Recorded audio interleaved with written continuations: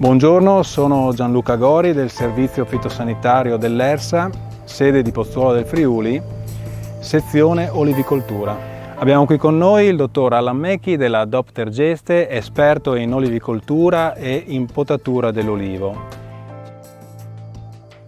In questo video vi mostreremo le caratteristiche della cultivar di olivo bianchera e delle modalità corrette di potatura. La bianchera è una cultivar di olivo autoctona diffusa in tutta la costiera dell'Alto Adriatico. Si tratta di una pianta rustica e resistente, tollerante ai venti marini, al freddo e al terreno calcareo. Un olio fruttato con un retrogusto amaro e piccante persistente, con sensazioni di mandorla ed erba fresca.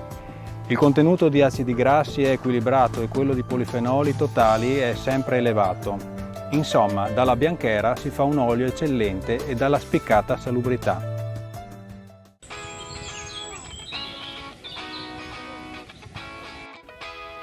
La pianta presenta un'elevata vigoria, comportamento assurgente e una chioma mediamente densa. Con queste caratteristiche bisogna fare particolare attenzione nelle operazioni di potatura, in modo da garantire una produzione omogenea su tutta la chioma e limitare l'accrescimento eccessivo in altezza che rende difficile la raccolta.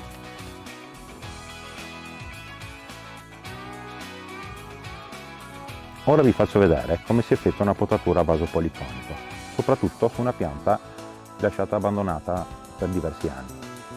Questo aiuterà a favorire l'irraggiamento della chioma, aumenterà la produzione, ridurrà i costi di potatura e migliorerà la qualità.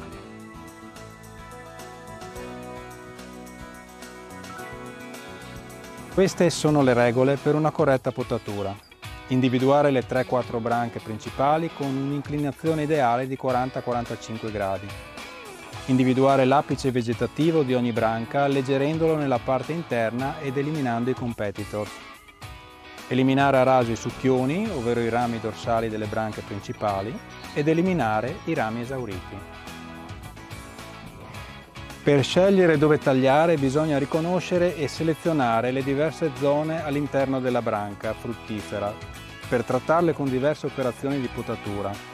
I rami fruttiferi che vanno rinforzati, i rami a legno e i rami esauriti che invece si tagliano.